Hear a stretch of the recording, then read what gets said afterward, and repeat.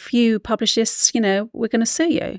But at the time, it was the right thing to do. We're spending something like £23 billion a year on domestic violence. And that's not why I attracted troubling relationships. Eventually, I think I got to the point where I'd lost my daughter when she was taken from me, and I was so desperate to find her. I had meningococcal septicemia, and I went into hospital because of the complications. My head had taken a lot of trauma as a child. You can't leave those kids. You've got to get out of hospital. If you survive this, then you make a pact that you are going to help other people. Sorry, I still can't talk about that. Amanda Hart, welcome to the Inspired by Show. Thank you. So good having you here, and thank you so much for travelling all the way to London into our studio in Chelsea to come here in quite a cold month, let's be honest, having to leave the house. So it's good to have you here. Now, Amanda, obviously, I know you quite well. We've published your recently published book. But for anyone who doesn't know you, I'd love to maybe start with your journey and actually, more importantly, why and where you've come from in terms of your inspiration and your intuitive journey. Oh gosh, that's a big question, isn't it? Well, I guess it was ingrained in me, I guess, as a child to survive. Came from a very tough upbringing, and I think my intuitive faculty developed more so because I spent a lot of time in nature, being ousted out into the garden a lot, around animals. So there was a lot of unconditional love, but not a lot with the humans around me. So I developed this intuitive faculty, which then I called on later on as an adult when I was going through some really, really tough times. And then because I was going through a lot of change, people asked me, well, if you can do that for yourself, can you help me? And so my designated path was to be an interior designer, and I ended up going down this particular route just because something clicked. I think it just made me realise that there is more to the world than just making money. It's more about, well, what can I do to leave a legacy? And that's kind of what inspired me, really. Wow, I love that. Now, you touched on some of your journey, and we are going to definitely talk about some of your background as to why you are here today and what you're so passionate about. But you're very intuitive, and that's something that I've learned from working with you for months now. Where did you start tuning into this intuition? Has it always been a part of your life, or is it something that you've recently sort of established? Yeah, well, it was very natural to me as a child. And looking back, I remember cousins, family members saying to me, "Oh, don't you remember you used to go and talk to Nan's neighbours and tell them all sorts of things about their life? And how could you have known? You were only 6 at the time." And I don't really recall that much, but as I was looking for answers to certain really challenging situations as an adult, the answers came to me in really bizarre ways, messages that would just come out of nowhere. And I started to get very intrigued by that. I think that's because I've got this skeptical mindset, which is, well, it could be right, but I need some more clarification. So I dug a lot deeper. And that's how I found a lot of the answers to what was happening for me. So it's kind of a bit of a role reversal. I discovered it first, and then I started getting the clarification, which was really what I needed. And then I had to build the faith, the confidence to use it. That's the thing, if you can do it for yourself, it's great, nobody's looking at you. But when you're doing it for other people, you've got a responsibility on your hands. Yeah, definitely. Yeah. And I'm kind of curious because for me, I always look from the outside. I am quite intuitive, but if you'd have asked me 10 years ago, I would have gone, nah, none of that spiritual rubbish. Like, none of that really works, because I come from a very skeptical background, and parents are both very skeptical to it as well. But I used to always have this belief that, you're either spiritual, intuitive, or you're logical and skeptical. And there was never really like a bridge between the two. But it sounds to me like you've kind of been intuitive and brought the spirituality and the skepticism into it. I think that may be because I come from a background where my father was a self-made millionaire. He was a born entrepreneur, so he was constantly looking at how he could craft hone in on his skills. And my mother was a very successful businesswoman, and so they came from a very logical mindset. So I that was my preset. But because I had such a strong influence with the intuition, that kind of overrode all of that when I couldn't draw on anything else. There was nothing there logically that could show me answers other than my intuition, and then I just had to trust and go for it. And I want to talk a little bit after this about how you now help other people using your intuition, but I kind of want to talk more about first how this kind of gift came about. So you talked about your childhood and obviously your dad being so successful. What was it like for you growing up? Because a lot of people think, well, if I'm born into money, that life's amazing, and actually, if I have a silver spoon in my mouth, I'll forever be fed. What was your experience like? Yeah, it was a real dichotomy, really. It was, on one hand, we lived in this beautiful house, and my father was very, I guess he was so adventurous. He wanted to try everything, and he was so driven by money, and he was exciting to be around on one level, but the other part of him was he was a tyrant. I lived in a house which was two very volatile human beings, my stepmother and my father, who fought all the time, and it was. There wasn't a day that wasn't the case, and I was in this volatility constantly, and I had to survive that. And I think the most important thing for me was that I still loved these two human beings, even though my stepmother in particular was incredibly scary. I think I had a very wise head on young shoulders and understood at some level she was still a mother. So because I had a half brother who was very young, and she couldn't cope, and I had this level of empathy about me as a young child, which was, well, I've got to take over. You're not grown up enough to do this, so somebody's got to look after your son. Somebody's got to look after this house. And I realised that I was starting to please adults more so when I took over the roles that they couldn't cope with. And so I think that's one of the things that was my avenue into people pleasing, and wanting to do service. But it was an incredibly challenging upbringing, and there wasn't a day where I thought, I might not be here. That was the case most days. Wow. Wow.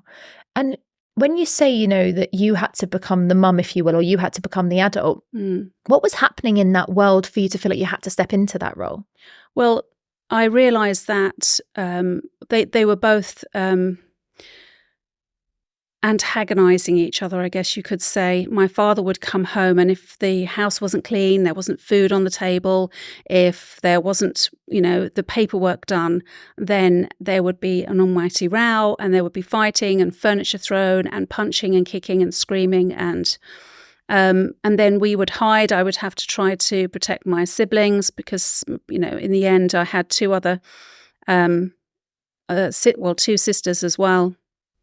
So there were three younger children in the household, all witnessing this. So I was the only one that actually got abused, but I still felt that I had to protect them from the emotional and the mental abuse that was going on. So I would try to do anything to appease what was going on, to try to, stop most of the violence that was going on, which was never going. It was just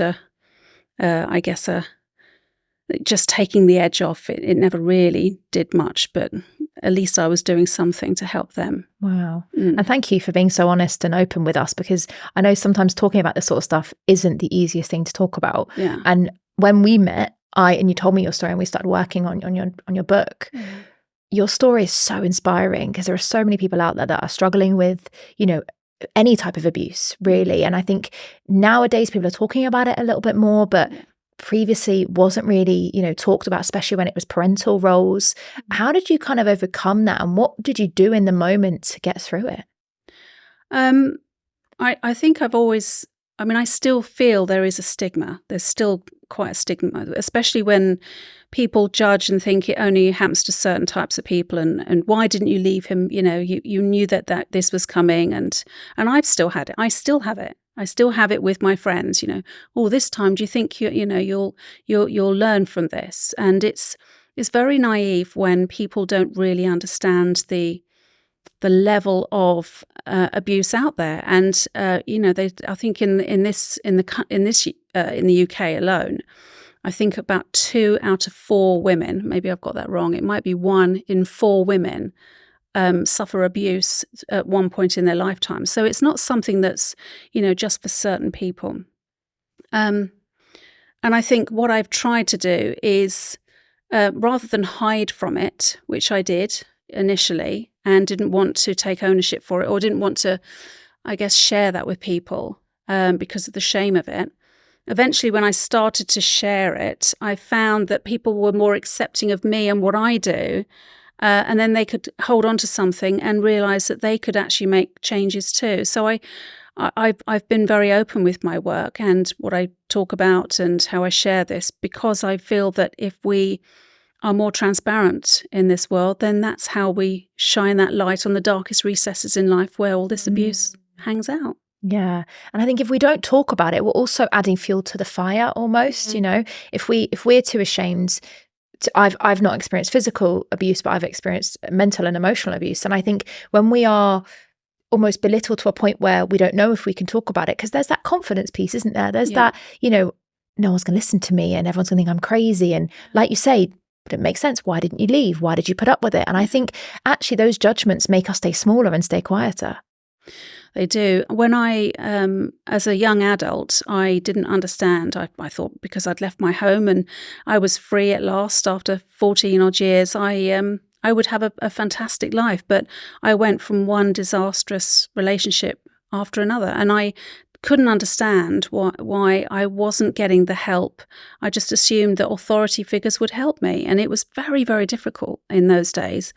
So I also went through the worst kind of challenges in those scenarios, in those coercively controlling relationships where I reached out for help and then I was told I was ridiculous, or well, we haven't got any evidence. What can we do about it? Well, you just have to leave. What else can we do? And it was that kind of attitude which made me feel not heard. So I guess in the end, it drove me to become a voice for those people who don't know. And it's still, even though there's so much more help out there, people do not know where to go, how to get the help, and how to start. And leaving is not just a one stop shop. It is a process, and women and men can go through years of rehabilitation and life change before they actually rid themselves of what attracted it in the first place. Now, I just wanted to quickly interrupt this episode to share a quick message with you. Now, I've been hosting these interviews with Inspired by Show for a while now, and I've been loving all of the great feedback from our listeners. And it really means a lot when you all share, from listening to these episodes, watching these episodes, share your incredible feedback. And I love that you love it as much as we do. Now, my mission for the Inspired by Show is to inspire others to challenge the norm, share their story, knowing that it's okay to be vulnerable and, shock horror, take the mask off and be raw and real. So I have a favor to ask. Can you help me on this mission by sharing this episode with someone who you think needs to hear this message? Maybe there's a friend, a loved one, a colleague, or someone that you know that would really benefit from hearing this inspiring story. If you could do that to help us, help even more people to challenge the norm and push themselves out of their own comfort zone, then I'd really appreciate it. So if you haven't already, share this episode with a friend, a loved one, a colleague, or someone that you know would benefit. Now, back to the episode. Yeah, that was something I'm really curious to ask you about, because obviously, Amanda, you've lived and breathed this yourself in different areas of your life. And also you've seen other people and people have talked to you about their own journeys of abuse.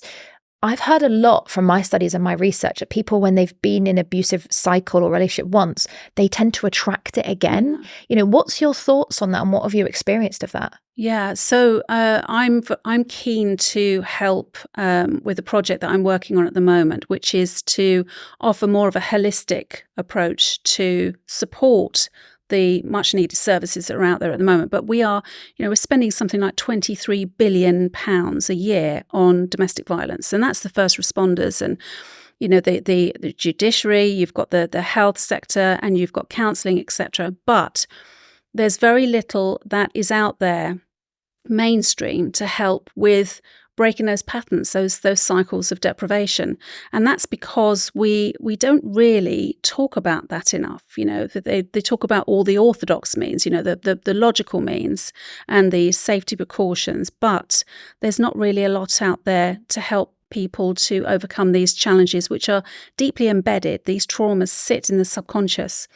And I didn't ask to get involved in this. It just naturally happened that I started gravitating towards clients who are asking for this kind of help. And they this is how we're going to break the pattern so that they don't pass on to our children. And that's how we stop these cycles keep moving down through generation to generation. Yeah.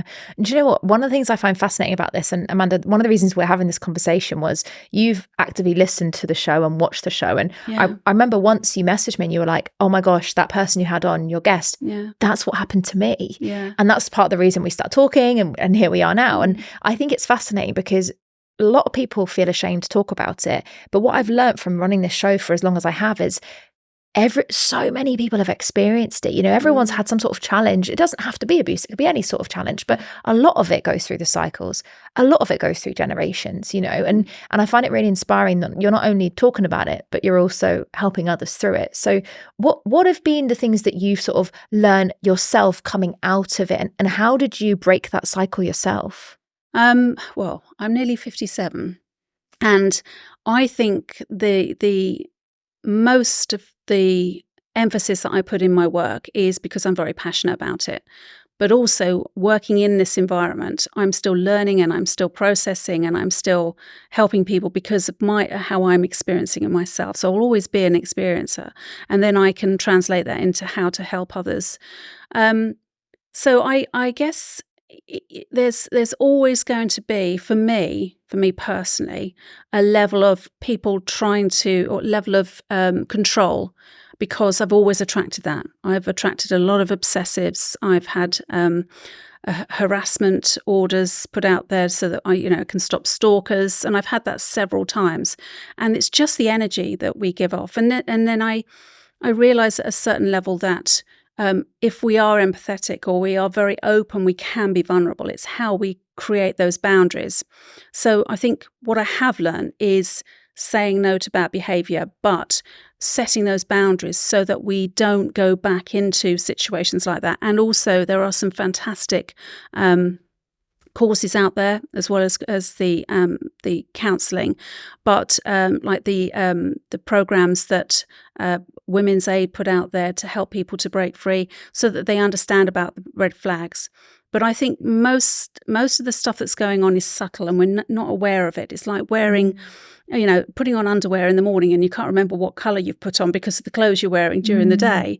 And that's the thing. If it's hidden, we can't see it, and we've got to be aware of it. And it's about having healthy habits set in place, foundations, so that we don't cross those boundaries, because that's what we call our Achilles heel. It's our powerhouse. It's our super strength when we're open and loving and giving. But we can get taken advantage of if we allow people to cross those boundaries. How did you learn that was a boundary that people were crossing with you? Like, how did you suddenly realize, oh my gosh, this is actually abuse and I'm being abused at this point? Yeah. It's very subtle, and most people will say that with narcissism, especially when we're in relationships where we are, we love that person and we just want the best for them. And we want, we make excuses. Oh, it's okay. He's working hard. He's stressed. This has happened. It's recognizing that something is challenging us, and that either our physical health is out of alignment, our mental and emotional health is out of alignment, or there's something spiritually that is blocked. And it's stepping back from situations and saying to ourselves, well, what's going on for me? Is it my relationship, or is there something else? And more often than not, it tends to be that when we have to question that's because we have been compromising for too long, and we've been overlooking that which is staring us blatantly in the face, but we don't really want to face up to it because we know it's going to be tough. And of course it's going to be tough. That's why we stay. That's why we keep on trying to make it better, because we don't want to be uncomfortable. We don't want to make that person uncomfortable. And most of the time people are appeasing the monster. So why would we want to expose ourselves and make ourselves even more vulnerable? But there is a way. There is a very subtle way that we can actually start taking our power back, which disconnects us from the power that somebody else has over us, until eventually we've built our power so much that we've just transitioned gently. We just segued out of that, and our life has suddenly transformed into something different. Wow. Yeah. And I guess that feels amazing. It sounds amazing now, but I imagine for someone going through it, it's almost unbelievable, right? Yeah. I mean, I remember at one point when I was so afraid of going outside, I would crawl on my hands and knees. I would have the curtains closed. We used to have the police coming to I lived in a little flat in London then, to protect myself and my grandmother. And we went through that for pretty much 3 years. It was absolutely terrifying. I wouldn't go out. If I did go out, then I got taxis, but then I used to get found. It was just horrendous. So I just did anything I could to protect myself. But when you protect yourself, you live in fear. And if you live in fear, you attract more fear. And that's why that cycle of deprivation keeps playing out. When you start to take your power back, you start to find subtle messages that tell you how to find the opportunities to get out of these situations. You attract the right people. You get the right support network. And I'm aware of this at the moment because I'm talking to women who are going through very similar situations that I've been through. And they said, well, how did you manage to find the help there? And how did you get involved in that charity? And how did this person manage to help you? It's all down to your mindset. It's not that you have to change your mindset completely because you're not in alignment, haven't got the right mental attitude. It is literally about alignment. And if you get yourself into the right alignment, suddenly the signal, it's like having your Wi-Fi on properly. If you haven't got your Wi-Fi on properly, how on earth are you going to attract what you need? So I think that's it. This is all about alignment. And when you're in alignment, you get the help you need to change your life. I guess that's probably my next question then, Amanda. What was the breaking point for you then to when you suddenly realized, holy shit, I'm not in alignment and I need to change this? Gosh, that's a good question. Actually, it was one particular day. It was before my birthday, and I remember saying to myself, "Tomorrow, I'm giving myself this birthday present, and that is that this year I want peace. Just want peace." And I guess in a way I thought that peace would look like, I had a picture in my mind, that person would change. My situation would evolve so that I would have more financial security, so that I would feel as if I had more power. I had no idea at the time how that would play out. I think because I'd made a pact with myself, and I was also doing a lot of meditation. I always did meditation. I teach meditation. But I was doing particular meditations that were going to change my mindset, really radical meditations, day and night. And I know because of the nature of the work that I do, that if I do this consistently, something's going to shift. And it did. Very subtly, it started over a period of months. I could start seeing outside external changes that made me realize that something inside me was changing. And then I managed to go away on a walking retreat. And while I was there, I had this epiphany. And that's when I had that dream. And I saw the cover of the book. And I saw the title and I said, wow, that is really in your face. Are you sure? And yeah, I got confirmation 3 days later why it was called, why I had the title of the book and what would happen. And it's all played out. In fact, more happened in those coming months than I probably had lived in the last 3 years prior to that. So it's incredible. Time speeds up. It's almost like everything just magnetically draws towards you, so that you get all the help you want, because it's all sitting there. It's all sitting there waiting for you. It's just that we need to remove that block. And as soon as I removed that block and said, this is what I want, I didn't know how I wanted it, but I realized that actually I must have needed it. And that's how it all came to me. And my life just changed completely. Was there ever a time where you're thinking, nah, this is too good to be true? Like this isn't real. Yeah. And there are days, literally this week, even I wake up every morning and I think, no, this absolutely couldn't have happened like this. How on earth is this happening? But when you really put yourself into alignment and you turn up and do the things that I teach my clients, which is developing healthy habits, and there are certain habits that you need because they act as physical grounding posts, I guess you can call them. It's how we can then build the foundations, and then you develop your intuition. Well, I teach this, so we do a lot of that through meditation, but there are other subtle things you can do, and then you add the developing of faith. And that doesn't mean to say that you have to go out and join some church or some spiritual organization. As long as you have a faith in something, then that is the glue that brings it all together, and that equals your why or your purpose. So that delivers the desired outcome that you want, and it will always be in the way that is for the greater good and what you need as opposed to what you want. So it's if you put all that together, then it's you end up where you need to be. Yeah.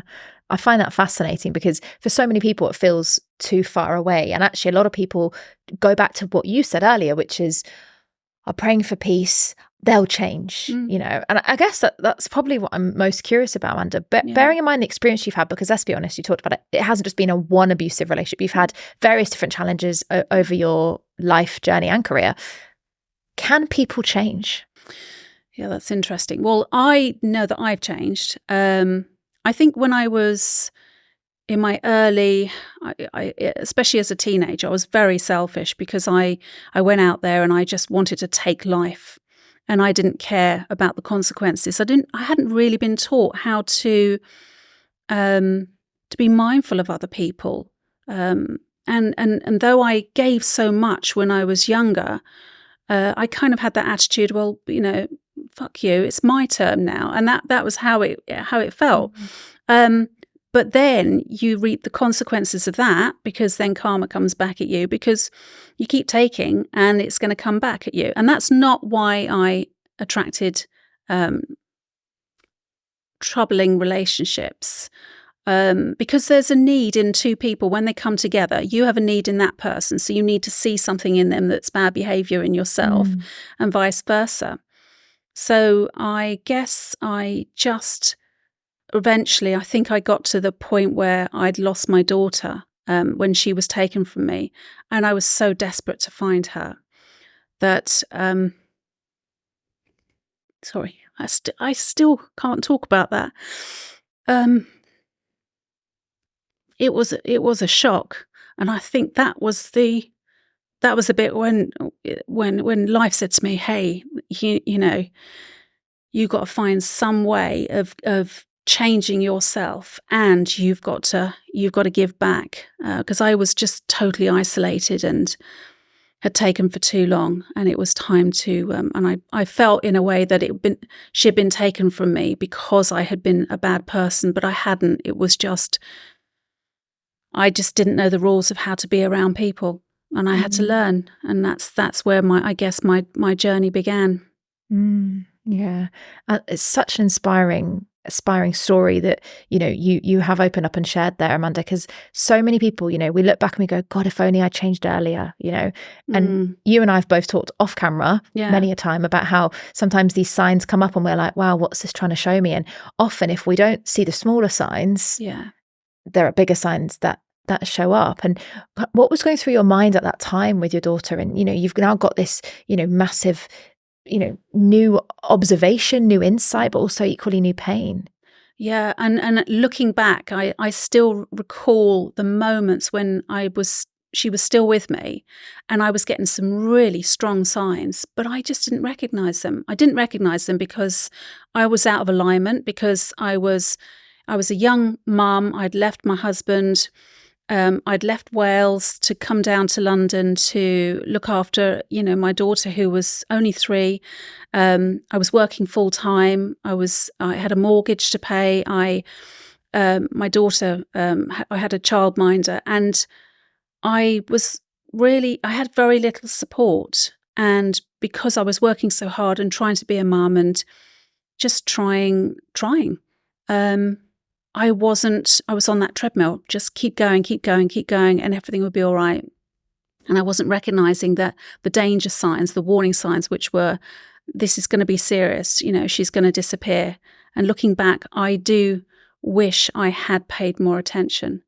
They were so incredible. I mean, I remember one occasion, it was a carnival that was coming through in North London where I lived. And I took my daughter out, and we were going to go to McDonald's and give her something to eat beforehand. And then I was going to pick my grandmother up, and we were going to go and watch the carnival come through. And she literally ran through McDonald's right up to the counter to this strange man, and stood looking at him, grinning at him as if she knew him really well. And he looked at her, and he was smiling at her as if he knew her well. And I ran up to her, and I apologized to him. I said, "I'm so sorry." But it turns out he did become a friend. He was very spiritual, and he kept giving me information, kept coming around to see us and visit us, and he kept giving me information and warning us. And I just thought, that's stupid spiritual crap, what's he on about? He's obviously after something. And I totally ignored it. And within a few weeks, she'd been taken from me. So I did have some big warning signs, but how would I guess I had no framework to work from. I could not possibly translate that at that time. So I made it my mission to understand about the language, the universe, what the subtle energy messages are and why we need them so badly. Yeah. And I think it's heartbreaking when you have to hear something and experience something so life-changing for us to listen, and when it came to that experience in your life and your daughter, what did you then do, in that moment? She's been taken, this, the signs were there. Like, how did you process that? There was a lot of anger. And I just assumed that people would help me. The police would help me. The solicitor, I went through 5 different solicitors because of the complexity of what had happened. Not only did I lose her, but I also had a very complex situation with a neighbour who became a stalker. And so because of the danger, and they just changed the Children's Act, they put protection on her so that she was automatically protected because I was in a vulnerable situation. And I was just so infuriated. And I fought. I went to solicitors, I did research, I joined groups, I did everything I could, but nothing took me close. In fact, it just seemed like my ex-husband was getting away with murder, and I was just not being heard, and nobody would listen to me. And the only thing I had left, I remember getting a pamphlet through the door one day, or it was a newspaper, I can't remember. I just remember seeing this box and reading this application that you could fill in, which was to get a numerology report. And I thought, I don't know why, but something is telling me so strongly I've got to get this. And I remember it being £20, and I had no money. I found the money, and this report came through to me eventually. I was waiting anxiously for it for days, and it arrived, and it told me everything that I didn't want to hear, which was, you're basically selfish, you're disconnected from the world, you don't care about anyone but yourself, you're full of your own woes, and you're vulnerable, and you're a victim, and all this. And that's when I started waking up thinking, hang on a minute, then I have created this, then I've got to do something about it. And I just had this intuition, which was, well, if you wrote everything that was really negative about yourself and wrote the complete opposite, then maybe you've got a chance to change it. And I did that. And bizarrely, that's what I went on to teach people, because I didn't even realize at the time that I was creating my own affirmations. Wow. Yeah. That's the heartbreaking part though, isn't it? Yeah. Yes, because obviously there's the things that have happened, but it's when we actually let go of the blame, I think, in a lot of places. And I think a lot of people struggle with things that are going on to them. And what we don't realize is we're blaming external. And actually there's always some part, even the smallest amount of responsibility to ourselves. And that's the hardest bit, right? Yeah. To accept. Yeah. Yeah. I mean, I still have to hold myself accountable every now and then when I think, oh, am I doing the right thing here for the greater good, or am I just being really selfish here? So I I guess I've set that precedent for myself. And if something's not going right in my life, I have to say, right, okay, what am I doing wrong here? What do I need to do? What do I need to address? So I have a quick fix, which is, always say to yourself, if something's going wrong, stop. What's going on for me right now? And what am I going to do about it?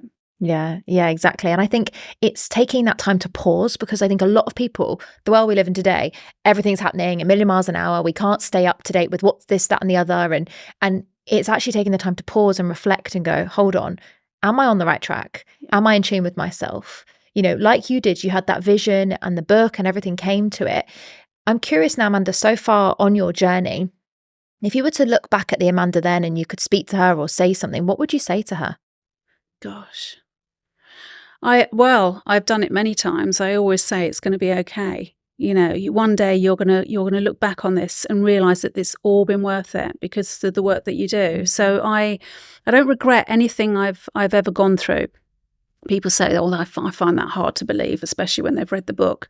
But I don't, because I wouldn't be doing what I'm doing today, and I certainly wouldn't have the kids I have today and the friendships and the community. So I think looking back, I would always say it's going to be okay. Yeah. And like you say, it's hard to hear, but actually it's true. And when you look back and you can obviously speak to yourself back then or have those moments. So talk to me now about the journey that you've been on since then, now helping other people, because, you are now helping lots of people. We'll talk about the book and how you're helping people through that as well. But there's one thing overcoming the challenges yourself and then going, cool, I'm content with myself. I've got these tools. Very different to then share those tools with the world. So what was your thought process and how did everyone else sort of handle that new Amanda? Yeah, I mean, I think one thing that happened to me, and that was I had meningococcal septicemia, and I went into hospital, and I went into hospital a different person than I came out. So that was the old Amanda. The Amanda that came out had a whole different attitude, and I realised going in that I had to take ownership with what was going on. I understood the physical aspects of why I got that, because of the complications. My head had taken a lot of trauma as a child. But I think I realised that because I had 2 dependent children at that time, very young, they were only under 4, there was something that said to me, you can't leave those kids. You've got to get out of hospital, and if you survive this, then you make a pact that you are going to help other people. And I did. And they still don't know how I managed to overcome what I did. I still have secondary conditions. I've gone through a lot since 2000. So it's 20 years to this year, 20 years that I've had that longevity for, because I wasn't supposed to make it. And I've overcome every challenge that I've had. So I guess in a way it's the thing that's my driver. Whenever I get something that challenges me, then I say, that's okay. It's just a thing. This too will pass. And I've said that quite a lot this week. But yeah, I think that's where I made the shift in 20 years ago. Wow, that's incredible. And you're right. I mean, we're both giggling about you saying it a lot this week, but I've seen it working with you. We've recently published a book and I've seen it on the journey, and I'm like, you come on these calls and I'm like, how are you smiling? Like, there's been quite a few challenges that we're experiencing, and I'm not quite as a cool cucumber as you are, and I think it's fascinating to see how you just like let it roll off your back. You're like, yeah, we got this. Yeah. I do you know what? I think the thing is, there is a part of me that has my father in me, because he would take on anything. And I was fascinated with this entrepreneurial spirit. I thought, well, what is it about entrepreneurs? Because every time he says I'm going to do something, he'd achieve it, no matter what challenged him. So I thought he's got to have something there. The only thing was, obviously, there was a lot of negativity with him. And I thought, well, what if you could do that and you were positive and you were a good person? And I think because of the fact that I've gone through this so many times now, and every time I've been challenged, I've seen the result turn out for the greater good. I've realised that actually, if I didn't stress about it and just went, yeah, it's okay, we've got this, it would be so much easier. So actually, I'm doing myself a favour, because I was going through so much needless worry and stress, which is aging me. And everything just turns out absolutely amazing. I just know that when we do have challenges as a human being, we have asked for them at a certain level because we have the solutions to it, but we struggle as humans because we don't like the drama, we don't like being uncomfortable. And I've learned to get comfortable with the uncomfortable. Yeah. And that's one thing I've really admired about you since we started working together. And the thing that I find fascinating, Amanda, is you've gone on such a journey of growth internally, but also publicly, like when you first went through your own personal experiences of abuse, there's one thing overcoming that and becoming this new version of Amanda, which we're talking about. You've then gone on to use that knowledge to help others. That could still be done privately, right? You could still be doing that. No one really know. You've then kind of bridged it even more and expanded it to go, actually, I'm not just going to share my story with my clients. I'm going to write a book about it, and I'm not going to share too much. We're not going to spoil it, but you didn't hold back in the book, which is obviously called Sue Me, and it's now available everywhere. Now, I'd love to know your thought process. Like you said, you saw the vision of the book. First of all, tell us a bit about the name, where that came from, and where the idea of the book actually came from. So when I first started writing the book, the original material, I had gone into hospital. It was in 2010, and I had to have a plate put in my head. So because I've had repercussions with the head, and they didn't think I had. Unfortunately, they made a mistake, and I had to go back down for surgery. So I had to re-break my skull again. And I just thought I might not make this time. What if I don't? My kids have taken on my programs and they're going to go, Mum, you've left me with this. What do I do about it? So the day that I came round, after the second op, I asked someone to bring in a journal, and I said, I had this burning need to write. And I wrote it originally for my children. I even went into a violent relationship after that, and I wrote it in secret because there was something in me that was saying this is the last physically violent relationship that I'm coming through. And so it was coming out. I was writing it in secret on my BlackBerry phone, in my breaks while I was a cleaner, because I had to rebuild my life again. And eventually, I lost some of the chapters and parked it. But I managed to build my life again, move from that relationship, and I built 2 businesses. I built a cleaning business, took on lots of women that I employed, and I got a shop, and I was doing brilliantly. But then I got ill, and I sadly went bankrupt. And the only thing I had left in this world, I lost my house, I lost car, my businesses. The only thing I had left was this part-written book, and I had 2 dependent kids. And I thought, well, I've been through worse. This has got to be it this time. And that's how it started. The book was just simmering. And it's almost come through 3 times because I had to pull it from the first publishers. It got taken by another publisher. I had to pull it again. And I thought, there's a reason for this. There's a timing about this. And I didn't realize the irony of why it was meant to be this particular year. And I knew when I met you that it was supposed to be published with you. So I always feel that everything is just all about when you're in a right alignment, everything in the world is okay, and it's meant to be for who it's meant to be for. And the thing is, I'd always had a fear of public speaking. I never wanted. I wouldn't even talk in a group of 4 people. I would never stand up and say, oh, yes, my name's Amanda, and this is what I do. So for me to actually start going out publicly, I had to come from a place of authenticity so that I didn't feel that I had to impress or compete or, just try to sell myself. It just became very natural because when the voice came to the surface, I realized, well, that's what I'm supposed to be doing. And that was it. So this year has been particularly I'd say ironic, but I can understand it really has made this book so much more powerful because I realise now why this is coming through, why I'm supposed to share this story now. Yeah. And I love it because obviously you see your side of the story and how you came about to finding me.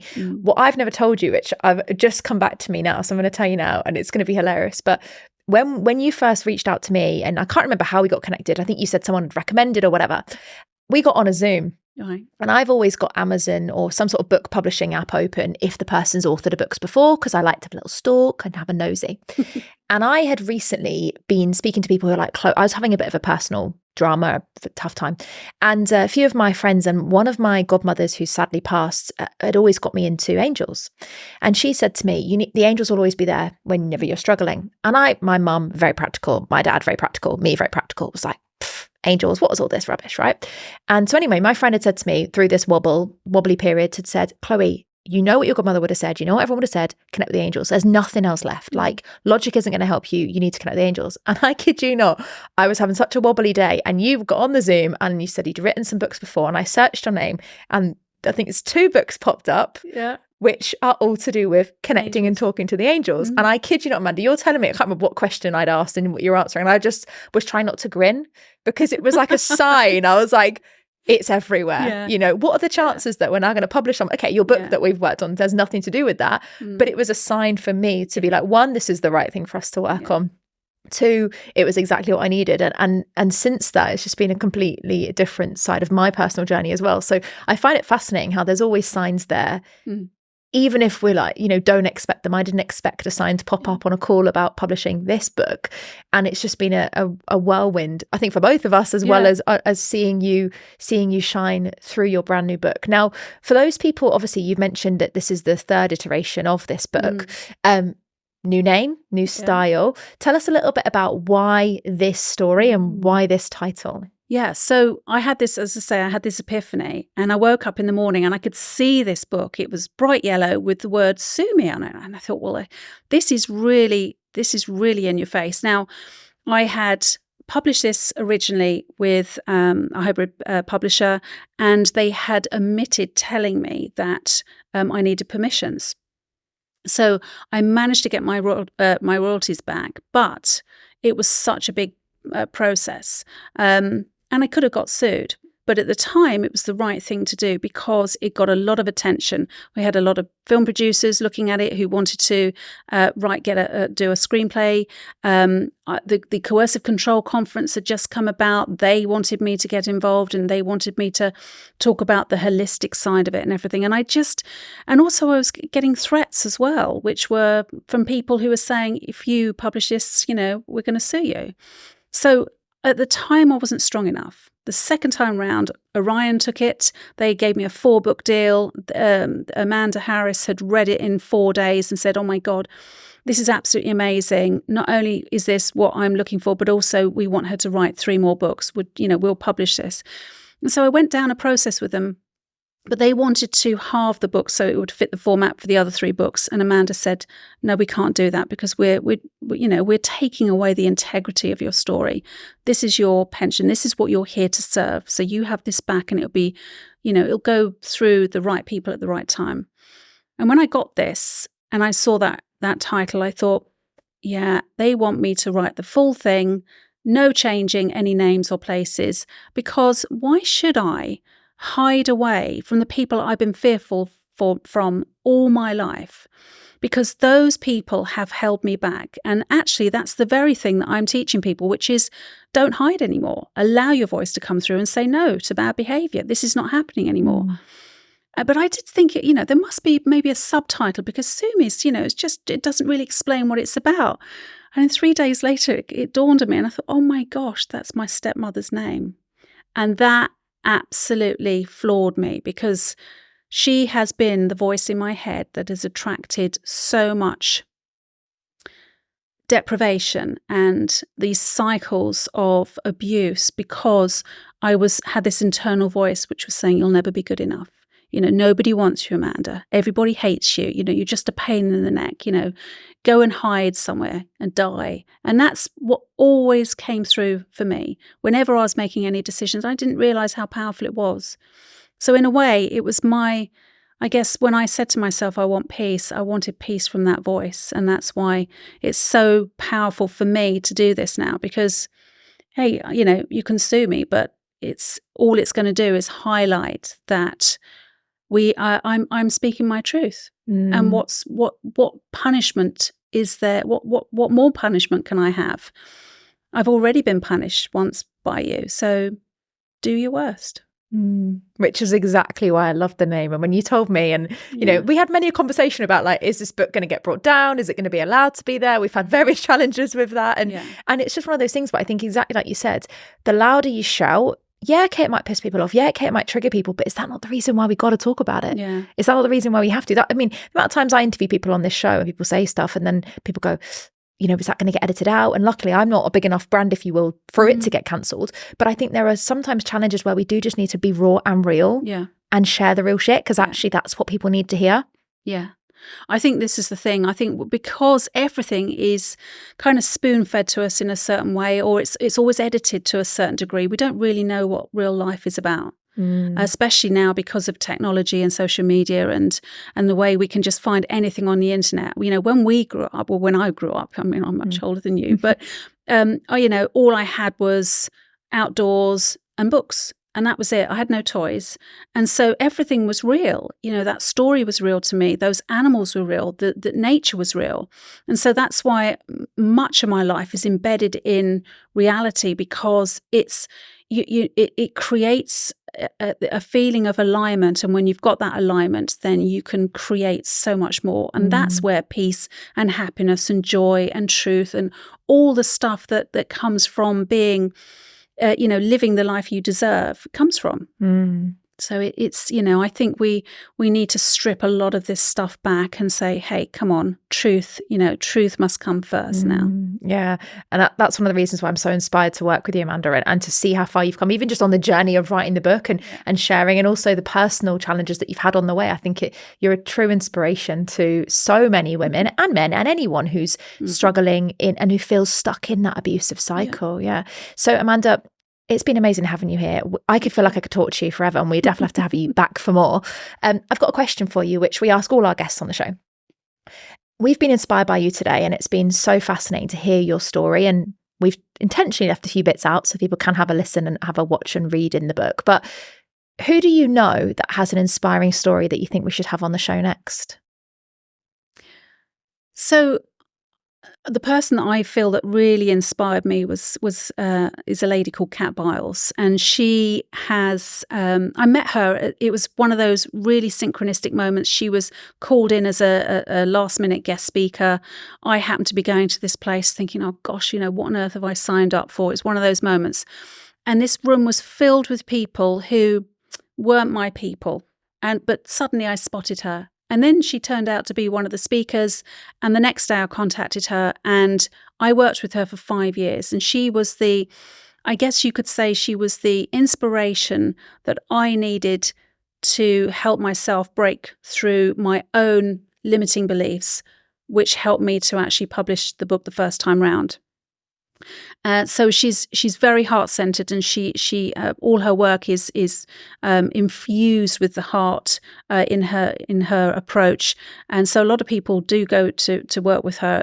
You know, they go and do retreats with her, and but I did an online course with her, and she's just recently published her own book as well, but she now lives in Antigua, and she just lives the life that she's always dreamt of. And I think that's the thing.